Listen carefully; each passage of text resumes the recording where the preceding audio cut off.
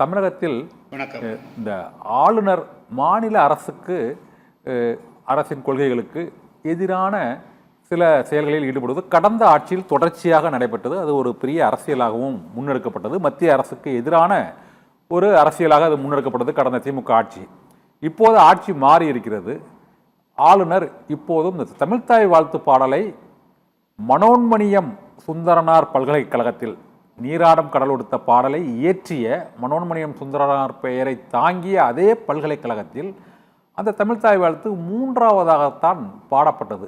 ஆனால் இது தொடர்பாக ஒரு அறிவிப்பு வெளியாகும் போது அம்மாநில அரசு நிகழ்ச்சிகளில் அந்த மாநில பாடல்களை முதலில் பாடலாம் என்று மத்திய அரசின் சுற்றறிக்கையை கடந்த 9ஆம் தேதி வெளிவந்த நிலையில் இப்போது அந்த நிலை எடுத்ததற்கு என்ன காரணம்? இதில் உயர்கல்வித்துறை அமைச்சர் மற்றும் அந்த சட்டமன்ற உறுப்பினர்கள் அந்த நிகழ்ச்சியை புறக்கணித்திருக்காங்க. இது இந்த மாநிலத்தில் ஆளுநர்கள் நிகழ்ச்சிகளில் இந்த மாநில மொழி பாடல்களை பாடுவதில் என்ன சிக்கல் இருக்குது? அதில் ஏதோ அரசியல் இருக்குதா நீங்கள் ஃபீல் பண்ணுறீங்களா? வணக்கங்க. வணக்கம். நீராறும் கடலெடுத்த நிலமிடந்த கிளிலகும் சீராறும் வதனமதில் திகழ்வரத கண்டமதில் என்று ஏறக்குறைய அரை நூற்றாண்டு காலத்துக்கு மேலாக நாமெல்லாம் பள்ளிகளில், கல்லூரிகளில், பொது நிகழ்ச்சிகளில் நாமே பாடியிருக்கிறோம், பாட கேட்டிருக்கிறோம். இந்த பாடல் ஒட்டுமொத்த தமிழ் மக்களிடத்திலே மிகப்பெரிய அளவிற்கு ஒரு எழுச்சியை உருவாக்கிய பாடல் இந்த பாடல். இதன் மூலமாக தமிழ் மக்களை, உலகெங்கிற்குடி தமிழ் மக்களை ஒன்றிணைத்த பாடல் இந்த பாடல். நம்மை பொறுத்த மட்டிலும் கடந்த 50 ஆண்டு காலத்தில் தமிழகத்தினுடைய எந்த அரசு நிகழ்ச்சியாக இருந்தாலும் கூட நீராறும் கடலுத்து என்ற பாடலோடு தான் துவங்கப்படும். ஆனால் அது இந்த ஒரு மிக முக்கியமான தமிழ்த்தாய் வாழ்த்து அரசாங்கத்தினுடைய ஒரு பாடலாக அறிவிக்கப்பட்ட பிறகு அண்மை காலமாக இது ஒரு சர்ச்சைக்குரிய விஷயமாக ஆக்கப்பட்டிருக்கிறது. இது ஒரு அரசியலாக்கப்படுகிறது. இது எந்த விதத்திலேயும் ஏற்புடையது அல்ல. முதல்ல தமிழ்நாட்டில் நடக்கக்கூடிய நிகழ்வுகள், அது மாநில அரசனுடைய நிகழ்வுகளாக இருந்தாலும் சரி, மத்திய அரசனுடைய நிகழ்வுகளாக இருந்தாலும் சரி, ஏன் இந்த மாநில மக்களுடைய உணர்வுகளை மதித்து அதை பிரதிபலிக்கக்கூடிய வகையில் இந்த மாநிலம் ஏற்றுக்கொண்டிருக்கக்கூடிய இந்த பாடலை பாடுவதற்கு என்ன சிக்கல் என்று தெரியல. அதாவது நம்ம தேசிய கீதம் பாடக்கூடாது என்றோ வந்தே மாதரம் பாடக்கூடாது என்று சொன்னால் அது வேறு பிரச்சனை. ஆனால் தமிழ்நாட்டில் இருக்கின்ற பொழுது தமிழ் மக்களுக்கு, தமிழ் மொழிக்கு, தமிழ் மக்களுக்கு, தமிழ் மண்ணுக்கு ஒரு முக்கியத்துவம் கொடுக்கக்கூடிய அந்த பாடலை, அது அனைவராலும் ஏற்றுக்கொள்ளப்பட்ட பாடலை ஏன் 2ஆம் இடத்துக்கு 3ஆம் இடத்துக்கு தள்ளப்படுது அப்படிங்கிறது தெரியல. இதுல இப்பொழுது இருக்கக்கூடிய ஆளும் கட்சியை பொறுத்த மட்டிலும் நீங்க கடந்த ஒரு பாரத பிரதமர் அவர்களை சந்தித்த போது தமிழ்த்தாய் வாழ்த்துக்கு முக்கியத்துவம் கொடுக்கணும் அப்படின்னு சொன்ன மாதிரி எல்லாம் செய்திகள் பார்த்தோம். ஆனால் அது போதாதுங்க. இப்பொழுது மனோன்மணியம் சுந்தரலிங்கனார் அவர் தான் இந்த பாடலினுடைய ஆசிரியர். அவர் தான் இதுக்கெல்லாம் கர்த்தார். அவருடைய பெயரில் அமைந்திருக்கக்கூடிய மனோன்மணியம் சுந்தரலான் பல்கலைக்கழகத்திலேயே அந்த பாடல் பாட முடியாத போது, அது முதல் முக்கியத்துவம் இல்லாத போது இது எந்த விதத்தில் சரியாக இருக்க முடியும்? எனவே மாநில அரசனுடைய, அது காவல்துறை அதிகாரியாக இருந்தாலும், சட்டமன்ற உறுப்பினர்களாக இருந்தாலும் சரி, அமைச்சர்களாக இருந்தாலும் சரி, நீங்க புறக்கணிச்சா போதாதுங்க. அதை பாட வைக்கிறதுக்கு என்ன வழி, அதைத்தான் நீங்க சொல்லணும், அதைத்தான் செய்யணுமே தவிர சாதாரணமான பிரஜையை போலவே நீங்களும் புறக்கணிக்கிறது எந்த விதத்திலும் சரியானதல்ல. நீங்க அரசு, அதாவது நீங்க மத்திய அரசுக்கு பயப்பட வேண்டிய அவசியம் இல்லை. இதை எடுத்துட்டு போய் நீங்க ஆணித்தரமா இதன் பின்னாடி நீங்க இது சரியா செஞ்சா தமிழ்நாட்டு மக்கள் உங்க பின்னாடி நிற்பாங்க. ஆனா அதுக்கு உண்டான தைரியம் இருக்கிற மாதிரி தெரியலையே. இப்போ இது ஆளுநர் இந்த பாடல் தொடர்பாக அவங்க ஒரு 3-4 நாட்களுக்கு முன்பாகவே அந்த துணைவேந்தர் அந்த நிகழ்ச்சியை அறிவிச்சிட்டாரு. நாங்கள் 3ஆவது தான் தமிழ்த்தாய் வாழ்த்து பாட முடியும் என்று அவர் அறிவித்து விட்டார். அதனால் இதை தற்செயலாக நடந்த நிகழ்வாகவும் எடுத்துக்கொள்ள முடியாது. இந்த அரசு இந்த ஆளுநருக்கு எதிராகவோ அல்லது மத்திய அரசுக்கு எதிராகவோ ஒரு கடுமையான நிலையவோ அல்லது ஒரு அரசியலாக அதை ஆக்குவதற்கோ தயங்குவதா ஃபீல் பண்ணுறீங்களா? அது கடந்த ஆட்சியை விட இந்த ஆட்சியில் மத்திய அரசையோ ஆளுநரையோ எதிர்ப்பதில் இவங்க ஒரு சாஃப்ட் கார்னர் அப்ரோச் தான் பயன்படுத்துகிறாங்கன்னு பார்க்குறீங்களா? இல்லை, இது வந்துங்க, இதை மத்திய அரசுக்கு எதிராகவும் கொண்டு போய் நிறுத்த வேண்டிய அவசியம் இல்லை, மாநில அரசு ஆளுநருக்கு எதிராகவும் கொண்டு போய் நிறுத்த வேண்டிய அவசியம் இல்லைங்க. இதை வந்து தமிழ்நாட்டு மக்களுக்கான உரிமை என்ற அடிப்படையில், தமிழ்நாட்டு மக்களுடைய பிரச்சனை என்ற அடிப்படையில் அதை முன்னுரிமைப்படுத்தணும் தவிர இதை வந்து நம்ம கான்ஃபரன்டேஷனை கொண்டு போக வேண்டியதில்லை. நானும் கூட இவங்க வந்து தமிழ்நாட்டு நலனை, தமிழ்நாட்டுடைய உரிமையை எடுக்கிறதுக்கு பலா இவங்க உள்ளூர ஒரு அச்சம் வருதோ நினைக்கிறேன். தமிழ்நாடு தமிழ்தாய் வாழ்த்துவதற்கு வந்து முன்னுரிமை கொடுக்க வேண்டும் என்று சொன்னால் ஆளுநர் பகைத்துக் கொள்வாரோ அல்லது மத்திய அரசு உடைய கோபத்துக்கு ஆளாக இருக்க வேண்டும் என்று இவர்கள் உள்ளூர் அச்சப்படுவதாக தெரிகிறது. இவங்க வந்து இது வலுவா போய் மீண்டும் போய் மத்திய அரசு இடத்துல இது வந்து தமிழ்நாட்டு மக்களுடைய ஒட்டுமொத்தமான மனநிலை அப்படிங்கறத இவங்க வலியுறுத்தணும். அதை விட்டுட்டு இவங்களும் வந்து ஒப்புக்கு வந்து எதிர்ப்பு தெரிவிக்கிறது எந்த விதத்திலும் சரியில்லை. இது வந்து அப்ப வந்து நீங்க என்னமோ ஒரு உள்ளூர் ஒரு அரசியல் இருக்கிற மாதிரியும், அப்ப வந்து தமிழ்நாட்டு மக்களுடைய உணர்வுகளை புரிந்து கொள்ளாமல் நீங்க வந்து பாம்பும் சாகணும் தடியும் ஒடியக்கூடாதுன்னு இது எப்படி நடக்க முடியும்? ஆனால் நீங்க வந்து ஏதாவது ஒரு நல்ல முடிவெடுக்கணும்னு சொன்னா தமிழ்தாய் வாழ்த்து, தமிழ்நாட்டு மக்களுடைய உணர்வுகளை பிரதிபலிக்கக்கூடிய வகையில் நாங்கள் தமிழ்நாட்டு மக்களோடு நிற்போம்னா, உறுதியாக நிற்போம்னா நீங்கள் அதுக்குண்டான அடுத்த நடவடிக்கை போகணும். அதை விட்டு போட்டு நீங்கள் வந்து நாங்கள் புறக்கணிப்போம், நாங்கள் எத்தனை இடத்துல புறக்கணிக்க முடியும்? ஒவ்வொரு பல்கலைக்கழகத்தில் நீங்கள் புறக்கணிச்சிருந்தா அது எப்படி சரியாக இருக்க முடியும்? அதனால் இதுக்கு தீர்வு காண்றதுக்குண்டான வழியை இந்த அரசு மேற்கொள்ளணும். ஆமாம், இன்னொரு முக்கியமான இதே போன்ற ஒரு பிரச்சனை, இந்த மாஞ்சோலை தோட்ட தொழிலாளர்கள் பிரச்சனை வந்து கடந்த அதிமுக ஆட்சி, திமுக ஆட்சி இரண்டிலுமே இந்த தோட்ட தொழிலாளர்கள் பிரச்சனை, பல்வேறு வழக்குகள், அவர்களை வெளியேற்றும் நடவடிக்கைகள் என நீங்களும் அதை பல்வேறு கட்ட போராட்டங்களை அதை முன்னெடுத்து நீங்கள் தான் நடத்திருக்கிறீங்க. இப்போ கூட திருநெல்வேலியில் அது தொடர்பான சில கோரிக்கைகளை விடுத்திருக்கீங்க. ஆனால் அந்த ஒட்டுமொத்தமாக இப்பொழுது அந்த தொழிலாளர்களுடைய வாழ்க்கையில் ஒரு இந்த புதிய அரசியலும் அவர்களுடைய கோரிக்கைகளை செவிமடுப்பதில் என்ன சிக்கல் இருந்தது? ஏன் அந்த தீர்வு அந்த மாஞ்சோலை தோட்ட தொழிலாளர்களுக்கு கிடைக்கவில்லை? அதுக்கு என்ன மெயின் ரீசன் என்னன்னு நினைக்கிறீங்க சார்? வந்து அது எந்த விதமான சிக்கலுமே இல்லை சார். இல்லை, எல்லாரையும் நான் சொல்றேன், அதாவது அந்த மக்களை அந்த மாஞ்சோலையிலேயே வாழ விடுவதில் எந்த விதமான சிக்கலும் இல்லை. எல்லாத்தையும் வெளியேற்றுவதற்கு உண்டான முயற்சி எடுக்கிறாங்க. இன்னும் வந்து ஏறக்குறைய 300க்கும் மேற்பட்ட குடும்பங்கள் மாஞ்சோலையில, நாலுமுக்குல, ஊத்துல, குதிரைவெட்டியில வாழ்ந்து கொண்டிருக்கிறாங்க. ஆனா அவங்க வந்து என்ன ஏறக்குறைய ஒரு 2 வருஷமா எந்த வேலையும் இல்லாதனால வேலை வாய்ப்புக்காக வந்து வெளியே போயிட்டு அங்கே வந்துருவாங்களே தவிர யாரும் அந்த இடத்த விட்டு அவங்களுடைய குடியிருப்பை விட்டு போட்டு காலி செய்யல. 585 குடும்பங்கள் இருந்தாங்க, ஒரு 100 குடும்பங்கள் போயிட்டாங்க, மீதி எல்லாம் அங்கதான் இருக்கிறாங்க. பிரச்சனை என்னன்னா, ஒரு சாதாரண மனித உரிமை அடிப்படையில் கூட அவங்களுக்கு கொடுக்கப்பட வேண்டிய ரேஷனை கூட கடந்த 1 வருஷமா இந்த அரசு கொடுக்காம வச்சுக்குதுங்க. பல பகுதிகள் வந்து குடிநீரே கொடுக்கலைங்க. நான் அந்த 4 எஸ்டேட்டு குடிநீர் கொடுக்கலைங்க, மின்சார வசதி கொடுக்கலைங்க, தொலைத்தொடர்பு கொடுக்கலைங்க, அந்த விதமான கம்யூனிகேஷன்ஸ் இல்லைங்க. பேருந்து வசதி ஒரு நாளைக்கு வந்து 3 முறை அம்பாசமுத்திரத்திலிருந்தும் அதை கல்லடைக்குறிச்சிலிருந்து திருநெல்வேலி போயிட்டு இருந்த பேருந்துகள் நிறுத்திட்டு இப்போ ஒரு நாளைக்கு ஒரே தடவை ஆப்ரேட் பண்றாங்க. பள்ளிக்கூடத்தை உடைச்சிருந்தாங்க, மருத்துவமனை கிடையாது, ஆம்புலன்ஸ் இல்லை, இப்பவும் 300 குடும்பம் இருக்காங்களா, வசிக்கிறாங்களா? 300 குடும்பம் சார். இன்னைக்கு வெறும் அந்த 300 குடும்பத்தினுடைய விலாசம் அங்கதான் சார் இருக்குது. சரி, அவர்கள் அங்கதான் இருக்கிறாங்க. ஆனா நீங்க இன்னைக்கு போய் பாத்தீங்கன்னா 300 குடும்பம் அந்த இருக்க மாட்டாங்க. ஒரு 50 குடும்பம் வேலைக்கு போயிருப்பாங்க, திரும்பி வருவாங்க. பல இடங்களுக்கு அவங்களுக்கு எங்கேயுமே வேலை வாய்ப்பே கிடைக்கல. திடீர்னு வந்து கம்பெனி மூடிட்டாங்க. நீங்க அங்க வந்து விவசாயம் செய்யறதுக்கு விட மாட்டேங்கிறீங்க, அவங்க ஒரு ஆடு மாடு வளர்க்கறதுக்கு விட மாட்டேங்கிறீங்க, தேன் வளர்க்கறதுக்கு விட மாட்டேங்கிறீங்க, மீன் பிடிச்சி வாழலாம்னா விட மாட்டேங்கிறீங்க, காய்கறி போடலாம்னா விட மாட்டேங்கிறீங்க. சார், இது இங்கேயும் மட்டும் நடக்கல. தமிழ்நாடெங்கும் பல பகுதிகளில் வந்து 6-7 தலைமுறையாக வாழக்கூடிய பல மக்கள் இப்போ மேகமலை பகுதியில் எல்லா பகுதியிலிருந்து வெளியேற்றுறாங்க. அதனால தான் இந்த மக்களுக்கு வந்து இப்போ நாங்கள் வந்து வரக்கூடிய 1ஆம் தேதி, ஆகஸ்ட் மாதம் 1ஆம் தேதி அன்னைக்கு சென்னையில் தமிழ்நாட்டு மக்கள் டெல்டா பகுதி இருக்கக்கூடிய அந்த காவிரி நீர் கிடைக்காத காரணத்தினால முதல்ல இந்த குறுவையை சாகுபடி பண்ண முடியல. அதே போல இப்போ குடிக்க தண்ணீர், குடிநீர் கூட இல்லாமல் மிகப்பெரிய வறட்சி ஏற்பட்டு அந்த மக்கள் வீதிக்கு வந்து போராடக்கூடிய ஒரு மிகப்பெரிய மோசமான நிலை இருக்குது. இன்னும் தமிழ்நாட்டு மக்களுக்கு இதெல்லாம் தெரியல. எனவே இந்த காவிரி பிரச்சனையும் அதே போல மாஞ்சோலை எஸ்டேட்ல பொதுவா மாற்று கருத்து உடையவர்கள் என்ன சொல்றாங்க, இனிமேல் இது போன்ற தமிழகத்தில் பல்வேறு எஸ்டேட்டுகள்லையும் வந்து மக்கள் பல ஆண்டுகளாக, பல தலைமுறைகளாக வாழ்கிறார்கள். ஆனால் அவர்களுடைய வாழ்க்கை தரத்தில் பெரிய அளவில் ஒரு பெரிய மாற்றம் ஏற்படலை. இதனால் வனப்பகுதியிலிருந்து சமவெளி பகுதிக்கு அவர்களை கொண்டு வந்து அவர்களுக்கு மறுவாழ்வு கொடுப்பதில் என்ன தவறு?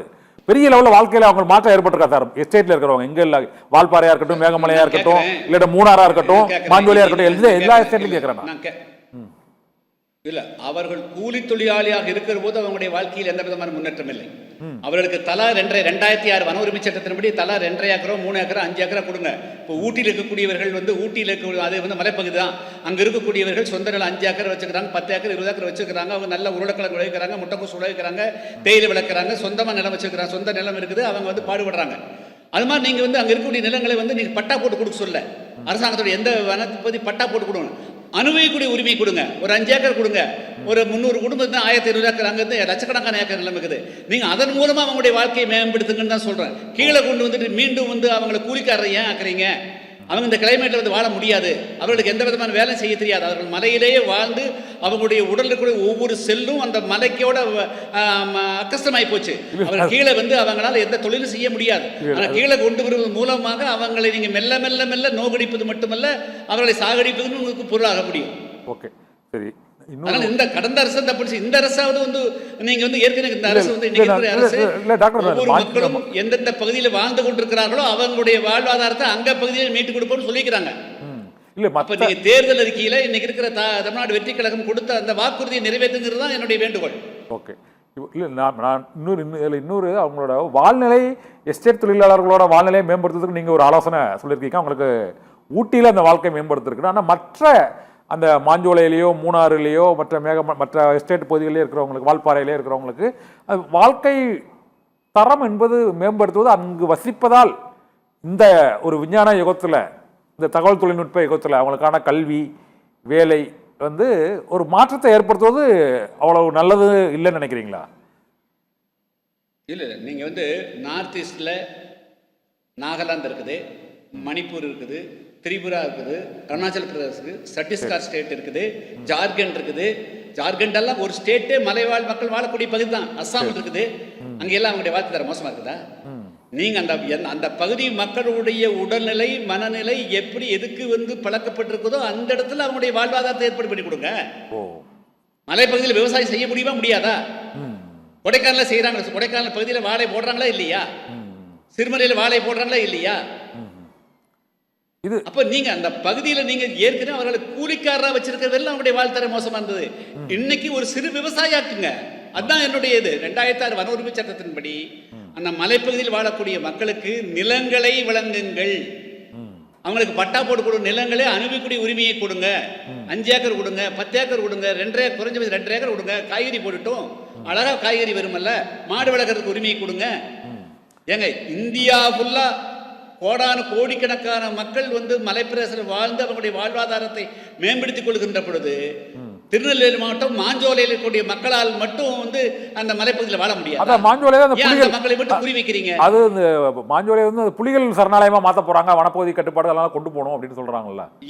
ஏன் மக்களை அது பாட்டுல புலி பாட்டுல புலி இருக்கட்டும், மக்கள் பாட்டுல மக்கள் இருக்கட்டும். அங்க இருக்கிற இன்னைக்கு ஒரு புலியும் கூட அங்க வரலையே. அந்த மக்கள் அங்க வாழுகின்ற வரையிலும் வனத்தையும் பாதுகாத்தார்கள், வன விலங்குகளையும் பாதுகாத்தார்கள்.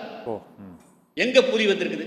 ஓகே, நீங்க 1900 எத்தனை வருஷம், ஏறக்குறைய 100 வருஷம் வந்தாங்க. அந்த மாஞ்சோலையில் வாழக்கூடிய பகுதி மக்களை எத்தனை புலி அடிச்சிருக்குது? இல்ல புலி அடிக்கல, எத்தனை யானை புலிகள் சரணாலயம் அதை ஆக்க போறாங்க. அதனால அந்த பாம்பே பர்மா, அதாவது பாருங்க, புலிகள் சரணாலயத்துல பல விதம் உண்டுங்க. அதாவது கேபிட்டல் புலிகள் அந்த புலிகள் வாழ்வதற்கு அடர்ந்த காட்டு பகுதிகளை விட்டுருங்க, கொடுங்க. புலிகள் நடமாடாத பகுதி எத்தனையோ இருக்குது. புலிகள் பகலில் வெளியே வராது. அந்த பகுதியெல்லாம் அந்த பகுதியை நான் கேட்கல. புலிகள் நடமாட்டமே இல்லாத பகுதிகளில் இந்த மக்களுக்கு வாழ்வதற்கு உண்டான இடத்தை கொடுங்க. அங்க ஒரு 5 ஏக்கர் கொடுங்க தான் கேட்கிறோம். நீங்க புலிக்குள்ளேயே போறீங்க, மீண்டும் முதற்குள்ள போகல மக்கள். இங்க ஏற்கனவே தேயிலை தோட்டங்களாக, காப்பி தோட்டங்களாக, அதே போல ஏலக்காய் தோட்டங்களாக வாழ வைத்த இடங்களை அங்க வாழ விடுங்கிறது தான் எங்களுடைய கோரிக்கை. நாங்க ஒன்னும் புலியை டிஸ்டர்ப் பண்ணதுக்கெல்லாம் கேட்கல. ஓகே டாக்டர், இப்போதைக்கு புலி அங்கேயே ஒருவேளை அஸ்ஸாமில் இருக்கிற பெங்கால் இருக்கிற பெங்கால் டைகர் இருந்தா நீங்க எங்கேயோ இருக்கிற புலியை கொண்டு பிடிச்சி விடுறீங்க. அந்த புலிக்கு அந்த கிளைமேட் ஒத்துக்க மாட்டேங்குது. அங்க ஒரு பேந்தரும் கூட யாரும் பார்க்கல. இன்னைக்கு ஒரு 300 குடும்பம் மாஞ்சோலை புலிகள் சரணாலயத்துல புலி இல்லங்கிறீங்க, புலியே இல்ல அப்படிங்க அந்த ஏரியால. 2 வருஷமா எத்தனை புலி போய் இந்த மக்களை அடிச்சிருச்சு சொல்லுங்க. புலி காப்பவன் புலி காப்பவன் இந்த 2 வருஷத்துல எத்தனை இல்ல புலி வந்து இந்த மக்களை இல்ல அது முண்டந்துறை புலிகள் சரணாலயமா இருக்கிறதுனால அந்த பாம்பே பர்மா ட்ரேடிங் கார்பரேஷனோட ஒப்பந்தம் முடிவடைறதுனால சொல்றாங்க. இல்ல நான் சொல்றேன், அதாவது வெளிநாட்டினுடைய அதாவது வந்து இந்த முண்டந்துறை புலிகள் காப்பகமே ஒரு ஃப்ராடு. வனத்துறை அதிகாரிகள் முண்டந்துறை புலிகள் புலி இருக்கா இல்லையா சார்? முண்டந்துறை புலிகள் சரணாலயத்துல புலி இருக்கா இல்லையா? புலி இருக்கலாம், புலி இல்லை. கிளி தான் உண்டாக்குறாங்க தவிர அங்க ஒண்ணும் கிடையாது. நடமாடுவதா கேள்விப்பட்டிருக்கிறோம். அதாவது அந்த காட்டு மாடுகள் உண்டு, யானைகள் கூட அங்க கிடையாதுங்க சார். களக்காடுல எல்லாம் புலி தாக்குதா செய்தி வருது சார். எங்க வருது சார்? களக்காடு பகுதியெல்லாம் புலி தாக்குது. அங்கே மக்கள் வாழ்ந்துட்டு இருக்காங்களா? நான் கேக்குறேன், நீங்க இந்த 5 வருஷத்துக்குள்ள 10 வருஷத்துக்குள்ள அந்த பகுதியில எங்க புலி தாக்கியதாக செய்தி வருது சொல்லுங்க. சரி, இப்போ எதுவுமே இல்ல. இவர்கள் வந்து சில வனத்துறை அதிகாரிகள் வெளிநாட்டினுடைய வெளிநாட்டு அந்நிய நாட்டினுடைய ஃபண்டை வாங்கி அவங்க கொடுத்துக்கிறதுக்காக இந்த புலிகள் காப்பகத்தை வந்து ப்ரொஜெக்ட் பண்றாங்க, நீதிமன்றத்தில் பொய்யா சொல்றாங்க. அதைத்தான் தமிழ்நாடு அரசு, கடந்த அரசு வந்து அந்த அதிகாரியுடைய பேச்சை கேட்டு தான் தவறா நடவடிக்கை எடுத்தாங்க. இன்னைக்கு இருக்கிற இந்த அரசாவது சரியான நடவடிக்கை எடுக்கணும், சரியான முடிவு எடுக்கணுங்கிறது என்னுடைய வேண்டுகோள். ஓகே, இப்போ டாக்டர் கிருஷ்ணசாமி இப்போ முண்டந்துறை புலிகள் சரணாலயத்தில் புலிகளே இல்லை அப்படிங்கிற ஒரு கருத்து சொல்லிக்காக நம்ம தொடர்ந்து பேசுவோம். இன்னொரு முக்கியமானது, புலி புடிச்சு போய் உள்ள விட்டா தான் உண்டுங்க. இன்னொரு முக்கியமான ஒரு இது, இந்த நீட் தேர்வு விவகாரம் தொடர்பாக இப்போது டாக்டர் கிருஷ்ணசாமி வந்து அந்த டெஸ்டிங், அதை என்டிஏ என்று அழைக்கக்கூடிய அந்த தேசிய தேர்வு முகமையவே கலைக்கணுங்கிறாங்க. இதுக்கு முன்னால் டாக்டர் கிருஷ்ணசாமி வந்து இந்த நீட் தேர்வுக்கு ஆதரவாக பல ஆண்டுகளாக கருத்து தெரிவித்து வந்த சூழ்நிலையில் இப்போது இந்த காக்ரோச் ஜனதா பார்ட்டியின் போராட்டம் நாடு முழுவதும் ஒரு நீட் தேர்வு வினாத்தாள் கசிவுக்கு எதிராக எழுந்த சூழ்நிலையில் இப்போது நீட் தேர்வுக்கு எதிரான மனநிலையில் டாக்டர் கிருஷ்ணசாமி இருக்கிறாரா, அல்லது டாக்டர் கிருஷ்ணசாமி நீட் தேர்வையே இப்போதைக்கு முழுமையாக எதிர்க்கிறாப்லையா? இல்லைங்க, அதாவது நீட் தேர்வு வந்து அது ஒரு கான்செப்ட். அகில இந்திய அளவில் அரசு கல்லூரிகள், தனியார் கல்லூரிகள், தனியார் பல்கலைக்கழகங்கள் அனைத்துக்கும் வந்து ஒரே தேர்வின் மூலமாக மருத்துவ சேர்க்கை நடைபெற வேண்டும் என்பதற்காக கொண்டு வரப்பட்ட தேர்வு நீட் தேர்வு. அதுக்கு பல பேர் வந்து பல கருத்துக்கள், மாறுபட்ட கருத்துக்கள் இருக்கலாம். அதை பற்றி நாம் இப்பொழுது வந்து இதில் வந்து குறைவான நேரம் அதில் விவாதிக்க முடியாது. அடிப்படை கருத்தில் எந்த விதமான மாற்றமும் நடத்தல இல்லை. ஆனால் அந்த தேர்வு ஒரு ஆண்டுக்கு வந்து 20 லட்சத்துக்கு மேற்பட்ட மாணவர்கள் எழுதுகிறார். ஒரு மருத்துவராவது அப்படிங்கிறது இளைஞர்கள், மாணவர்களுடைய மிகப்பெரிய கனவு. அப்போ விடிய விடிய படிக்கிறார்கள், கஷ்டப்பட்டு படிக்கிறாங்க. 1 வருஷம் படிக்கிறான், 2 வருஷம் படிக்கிறான், 3 வருஷம் படிக்கிறான். அப்படி வர்ற போது தங்களுடைய ஒட்டுமொத்தமான சக்தியையும் குவித்து படித்து தாங்கள் கண்டிப்பாக நல்ல முறையில் எழுதினால் நாம் தேர்வு பெறுவோம் என்று வருகின்ற பொழுது குறுக்கு வழியில் சில பேர் வந்து காசு கொடுத்தோ அல்லது வந்து எப்படியோ கொடுத்து வந்து இந்த பேப்பர் லீக் வந்து பேப்பர் கசிவை ஏற்படுத்தி அவர்கள் உள்ளே நுழைகின்ற பொழுது அதாவது திறமைக்கும் அல்லது வந்து உழைத்தவர்களுக்கு வாய்ப்பு இல்லாமல் சில இடங்களில் போய்விடுகிறது. எனவே தான் அந்த தேர்வை வந்து எந்த விதமான அந்த வினாத்தாள் கசிவு அப்படிங்கிறது 100க்கு 100 ஃபுல் ப்ரூஃபாக எந்த விதமான கசிவும் இல்லாமல் தேர்வை நாணயமாக டிரான்ஸ்பரண்டாக வெளிப்படையாக நடத்துங்க. எந்த விதமான லீக் ஆகக்கூடாது. எனவே தேர்வு நடத்தக்கூடியதை முறைப்படுத்துங்க, வெளிப்படைத்தன்மையோடு இருக்கட்டும், எந்த விதமான லீக்கு இடம் கொடுக்கக்கூடாது. அந்த வகையில் என்டிஏ என்று அழைக்கப்படும் நேஷனல் டெஸ்டிங் ஏஜென்சி தன்னுடைய பொறுப்பில் இருந்து அவர்கள் தவறிவிட்டார்கள். தமிழ்நாடு, இந்தியா ஃபுல்லா வந்து 20 பேர் எடுக்கக்கூடிய அந்த தேர்வை கசிவில்லாம நடத்தி இருக்கணும். அதனால வந்து அதை வந்து இன்னும் என்னுடைய பார்வையில் அது வந்து எஜுகேஷன் டிபார்ட்மெண்ட் கீழே இருக்கக்கூடாது. ஏன்னா இப்போ வந்து அது எஜுகேஷன் டிபார்ட்மெண்ட் இருக்குது. ஆக்சுவலாக வந்து மருத்துவ படிப்பு மெடிக்கல் டிபார்ட்மெண்ட் கீழே தான் வரணும். அந்த வகையில் என்டிஏவை வந்து director of general health services India முழுமை கூட அந்த குறை கொண்டு வந்து அந்த அலுவலகத்தை கூட கொண்டு வந்து மத்திய அரசாங்குடைய அலுவலகங்கள் இருக்கக்கூடிய மையப்பகுதியில் கொண்டு வர இப்போ ஏறக்குறைய 70-80 கிலோமீட்டருக்கு அப்பால் இருக்குதுங்க. அது ஒரு மூலையில் இருக்குது. ஈஸியாக வந்து யார் வேணால் உள்ளே போகலாம், பேப்பர் வாங்கிட்டு போகலாம், லீக் ஆகிடும். அதனால வந்து பிரைம் மினிஸ்டர் அலுவலகம் இருக்கக்கூடிய அந்த அளவுக்கு முக்கியமான இடங்கள் இருந்தால் நிச்சயமாக இந்த கசிவுக்கெல்லாம் வாய்ப்பு இல்லாமல் போயிடும். அதனால இந்த என்டிஏங்கிறது கலைக்கணும்னு சொன்னதுக்கு காரணம் வந்து அந்த அமைப்பு இந்த 10 வருடங்களாக சரியா பண்ணாதனால வந்து அது வலுவான அமைப்பா பண்ணணும், எந்த விதமான கசிவு இருக்கக்கூடாது. அந்த அமைப்பு வந்து சுகாதாரத்துறையின் கீழ் தான் செயல்பட வேண்டும் தவிர சம்பந்தமில்லாத கல்வித்துறையில் இருக்கக்கூடாதுங்கிறது என்னுடைய பார்வை. ஓகே, என்டிஏ வந்து இப்போ அதுக்கு மத்திய அரசினோட அந்த மனிதவள மேம்பாட்டுத்துறை கல்வித்துறைக்கு போகணும். நீட் தேர்வை ரத்து செய்யணுமா வேண்டாமா? நீட் தேர்வை நீங்க இப்போ ஆதரிக்கீங்களா எதுக்கீங்களா? இல்லை, அதுக்குள்ளே நம்ம போக வேண்டாங்க, டைவெர்ட் ஆயிரும்.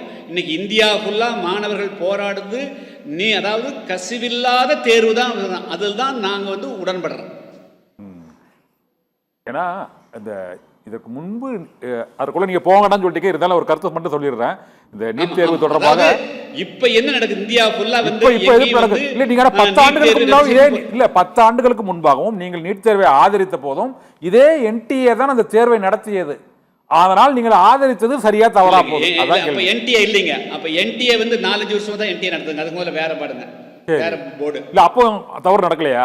அது என்டிஏ வந்ததுக்கு தான் தவறு நடந்தது. இல்ல அதாவது நாம வந்து எல்லாமே நல்லது நடக்குன்னு தான் நினைக்கணுங்க. இதே தமிழ்நாட்டுக்குள்ள டிஎன்பிசி நல்லது நடக்கணும், டிஎன்பிசி நல்லது நடந்ததா? 2003 எவ்வளவு பெரிய மோசடி நடந்தது டிஎன்பிசியில ஆச்சுங்களா? கொண்டு போய் நீலகிரியில் உட்கார வச்சு, குன்னூர் உட்கார வச்சு குறியீடு எல்லாம் பண்ணி எழுதுனாங்கல்ல.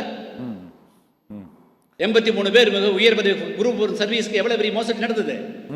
உயர்நீதிமன்றம் தப்புன்னு சொல்லிச்சு, உச்ச நீதிமன்றம் தப்புன்னு சொல்லிச்சு, அதுக்கு பேர் ரிவ்யூ பெட்டிஷன் போட்டு அவங்க எல்லாம் பதவியில் இருந்துட்டாங்க விட்டாங்க சொன்னாங்கல்ல. நான் வந்து இந்த நீட்டுக்காக மட்டும் பேசலீங்க, இந்தியா ஃபுல்லா நடக்கக்கூடிய அது எந்த தேர்வாக இருந்தாலும் சரி. ஆனா இப்ப எதுக்குறீங்க தேர்வாக இருந்தாலும் இப்ப நீட் தேர்வு எதுக்குறீங்க? என்னங்க எடுத்துக்கலாமா? இப்போ இல்ல நான் இல்ல இப்ப நீட் தேர்வு எதுக்குறீங்க? ரத்து பண்ணணும். ஏதாவது ஒரு எந்த தேர்வாக இருந்தாலும் அந்த தேர்வு வந்து வெளிப்படையாகவும் நேர்மையா நடக்கணும், அவ்வளவுதான். வெளிப்படையா இல்ல, இந்த நீட் தேர்வு முறை தவறு, ஆனா நீட் தேர்வு சரியானதுதான். அப்படி எடுத்துக்கலாமா? நீட் தேர்வை வந்து அதுல வினாத்தாள் லீக் ஆகிறது ஆதரிக்கீங்களா எதுக்கீங்களா? ஒரு வரையில சொல்லியிருக்கேன். நீட் தேர்வு ரத்து, நீட் தேர்வுக்கு இப்போ நாடு முழுவதும் ஒரு எதிர்ப்பு குரல் எழுதிருக்குது. இப்போ டாக்டர் கிருஷ்ணசாமி நீட் தேர்வை ரத்து பண்ணணும்னு சொல்றாரா, இல்ல தேர்வை மட்டும் முறைப்படுத்தினா போதும்? நீட் தேர்வுக்கு ஆதரிக்கிறீங்களா? இல்ல, நீங்க அதை டைவர்ட் பண்ண வேண்டாம். இப்பொழுது என்ன இந்தியா ஃபுல்லா என்ன நடக்குது? நீட் தேர்வில் வினாத்தாள் கசிவு தடுக்கப்பட வேண்டும். அதில் வந்து 100க்கு 100% புதிய தமிழகம் உடன்படுகிறது, நான் உடன்படுகிறேன். ஓகே, இப்போ நிறைவா ஒரு கேள்வி இது டாக்டர். இப்போ பட்டியல் வெளியேற்றம் தொடர்பாக கடந்த ஒரு 2-3 ஆண்டுகளாக ஒரு பெரிய மௌனம் நீடிக்கிறது. இந்த பட்டியல் வெளியேற்றம் எப்போது நடக்கும்? மத்திய மாநில அரசுகள் ஒத்துக்கொண்டால் மட்டுமே அது நடைபெறுவதற்கான வாய்ப்பு இருக்கிறது. இனிமேல் அது சாத்தியமாகுமா? அதை தீவிரப்படுத்துவதற்கான நடவடிக்கைகளை பெரிய அளவில் புதிய தமிழகமோ மற்ற அமைப்புகளோ மேற்கொள்ளாததற்கு என்ன காரணம்? இல்லைங்க, அதை வந்து இப்போ நாங்கள் ஒரு கட்டத்தில் அதை வந்து எடுத்தோம், அதனுடைய அவசியத்தை சொல்லியாச்சு. ஒரு கட்சி அது ஒரே அஜெண்டாவிலே நிற்க முடியாது. தமிழ்நாட்டு மக்களுக்கு பல்வேறு இன்னைக்கு இளைஞர்களுக்கு வந்து மிகப்பெரிய வேலை வாய்ப்புகள் பிரச்சனை இருக்குது. இப்போ நாடுங்க வந்து குடிநீர் பிரச்சனை இருக்குதுங்க, வேலை வாய்ப்பு பிரச்சனை இருக்குது, எண்ணற்ற பிரச்சனைகள் இருக்குதுங்க. அதனால் எல்லா பிரச்சனைகளையும் வந்து இப்பொழுது நாங்கள் கவனத்திலே கொள்ள வேண்டியது. அதுக்கு வந்து ஒரு வாய்ப்பு, அதை வந்து சொல்ல வேண்டிய சூழ்நிலைகள் வந்தால் அதை பேசுவோம். இப்பொழுது வந்து அதுக்கு எந்த அளவுக்கு பேசணுமோ அந்த அளவுக்கு பேசியாச்சு. இப்பொழுது அதை பற்றி பேசுவதற்கு நிறைய பேர் வந்திருக்கிறாங்க, அவங்கெல்லாம் பேசுவாங்க. ஓகே, அடுத்து என்ன நடவடிக்கை பட்டியல் வெளியேற்றத்திற்காக? இப்போது இந்த மாநில அரசு மத்திய அரசு வழக்குகள் இல்லை, புதிய தமிழகம் பொறுத்தளவு வந்து தமிழ்நாடு இன்னைக்கு இருக்கிற அரசு என்ன செய்யுது? இன்னைக்கு வந்து கொடுத்துக்கூடிய அரசு வந்திருக்கக்கூடிய அரசு என்னென்ன வாக்குறுதியோடு வந்தது? குறிப்பாக வந்து தமிழ்நாடு எங்கும் பூரண மதுவிலக்கை அமல்படுத்த போகிறோம் என்று சொன்னார்கள். தமிழ்நாடு வெற்றி கழகத்தை சேர்ந்த இளைஞர்கள், அவருடைய ஆதரவாளர்கள் எல்லா பெண்களிடத்திலும் சென்று அண்ணன் விஜயை கொண்டு வந்து முதலமைச்சராக உட்கார வைங்க, தமிழ்நாட்டில் டாஸ்மாக் கடைகளே இருக்காதுன்னு சொன்னாங்க. இப்போ என்ன பண்ணுறாங்க? நீங்கள் வந்து முதல்ல 717 கடையை மூடுனா சொன்னாங்க, அதுவும் உண்மையாக இல்லை. மூடுன கடைக்கு பக்கத்தில் வந்து மணமகள் மன்றங்களை ஓப்பன் பண்ண சொல்லிட்டீங்க. இப்போ என்ன கொண்டு வர்றீங்க? ஒவ்வொரு டாஸ்மாக் பக்கத்தில் வந்து 100 மீட்டரில் ஒரு பாரில் எத்தனை பார் வேணாலும் ஓப்பன் பண்ணலான்னு சொல்கிறீங்க. என்ன உங்களுடைய கொள்கை? இதன் மூலமாக தமிழ்நாட்டு மக்கள் மிகப்பெரிய ஒரு சீரழிவுக்கு ஆளாகிறார். எனவே வந்து மிகப்பெரிய பிரச்சனை தமிழ்நாட்டு மக்களுக்கு காத்துட்டு இருக்குது. எனவே தமிழ்நாட்டு மக்களை இந்த மதுவினுடைய பிடியிலிருந்து தமிழ்நாட்டு மக்களை விடுவிக்க வேண்டிய பொறுப்பு புதிய தமிழக கட்சிக்கு தலையாய பொறுப்பாக கருதுகிறேன். ஆனால் தமிழ்நாடு அரசு வந்து தங்களுடைய வருமானத்தை பெருக்க வந்த உடனே வருமானத்தை பெருக்கிறது என்ற ஒரே குறிக்கோளாக கொண்டு இப்போ டாஸ்மார்க்கை கடந்த ஆட்சிகளை விட விரிவுபடுத்திட்டே போகிறாங்க. ஸோ அதனால் அதை வந்து அந்த மிகப்பெரிய சமூக கொடுமையை இது நீங்கள் அனுமதிச்சிங்கன்னா அப்புறம் போதையும் வந்துடும், எல்லாமே வந்துடும். ஏற்கனவே இளம் விதைகள் உருவாகிறாங்க அப்படிங்கிற கருத்து நீண்ட நாளாக இருக்குது. இப்பொழுது இளைஞர்கள் எல்லாம் மீண்டும் மதுப்பழங்களுக்கு மாற்றமே ஏற்படலையா? போய் நீ குடிக்க வைக்கலாம்ங்கிறீங்க. புதிய அரசு பொறுப்பேற்ற பிறகு ஒரு மாற்றமுமே நிகழவில்லையா? சுருக்கமா சொல்லுங்க சார். புதிய அரசு பொறுப்பேற்ற பிறகு எந்த மாற்றமுமே நடக்கல. எந்த மாற்றமே லஞ்சம் ஊழல்லாம் ஊழல் லஞ்சத்தெல்லாம் ஒழிப்பதற்கான நடவடிக்கைகள் தொடங்கி இருக்கதா நினைக்கிறீங்களா? ஒரு தொடக்கம் ஏற்பட்டதா நினைக்கிறீங்களா? ஒரு அமைச்சர் முதலமைச்சர் ஊழல் லஞ்சலை ஒழிப்போம் என்று நேரடியாக கூறி அதற்கான நடவடிக்கைகள் நம்பர்கள் செயல்பாடுகள் இருக்குதா இல்லையா? சார், என்னுடைய ஒரே பார்வை, நீங்க என்னைக்கு பூரண மதுவிலக்கை அமல்படுத்துறீங்களோ அங்கிருந்து தான் தமிழ்நாட்டினுடைய எல்லா விதமான எல்லா விதமான குறைபாடுகளுக்கும் தீர்வு துவங்கும். ஏன்னா ஒரு வருடத்திற்கு வந்து 20,000 கோடி ரூபாய் நீங்க வந்து மதுவின் மூலமாக வந்து அரசு வருமானத்தை ஈட்டிக்கொண்டு லஞ்சத்தை ஒழித்து விட்டதாகவோ அல்லது தமிழ்நாட்டு மக்களுக்கு நன்மை செய்து விட்டதாக சொன்னால் அதை யாரும் ஏற்றுக்கொள்ள மாட்டார்கள். முதல்ல வேணா உங்களுக்கு வந்து ஏறக்குறைய 20க்கு மேற்பட்ட கம்பெனிகள் வந்து மதுபானத்தில் உற்பத்தியில் ஈடுபடுகிறார்கள். நீங்கள் விரும்பினாலும் விரும்பாவிட்டாலும் கொண்டு வந்து பல பேர் இருக்கிறாங்க உங்களை சுத்தி. மதுபான ஆலை அதிபர்கள் அப்படியே காத்துட்டே இருக்கிறாங்க. கொண்டு வந்து லாட்டரி கும்பல்லாம் இருக்கிறாங்க, அங்கே கொண்டு வந்து அப்படியே போட்டு போயிடுவாங்க. அதனால தமிழ்நாட்டுக்கு ஏதாவது ஒரு விடிவாக உருவாக்கணும்னா நீங்க ஒழிக்கணும் அல்லது எல்லாம் பண்ணணும்னா நீங்க வந்து முதல்ல பூர்ண மதுவிலக்கு அமல்படுத்துங்க. அங்கிருந்தா எல்லா விதமான நன்மைகளுமே துவங்கும். Okay sir. ஓகே, நன்றி டாக்டர் கிருஷ்ணசாமி சார். இந்த புதிய அரசு தொடர்பாகவும் நீட் தேர்வு, மாஞ்சோலை தேட தொழிலாளர்கள் உள்ளிட்ட பல்வேறு பிரச்சனைகள் தொடர்பாக எங்களிடையே பல்வேறு கருத்துக்களை பெற்றுமைக்கு மிக்க நன்றி. அரசியல் சதுரங்கம் நிகழ்ச்சியில் மற்றொரு ஆளுமையோடு மற்றொரு பிரச்சனையோடு சந்திக்கலாம். நன்றி.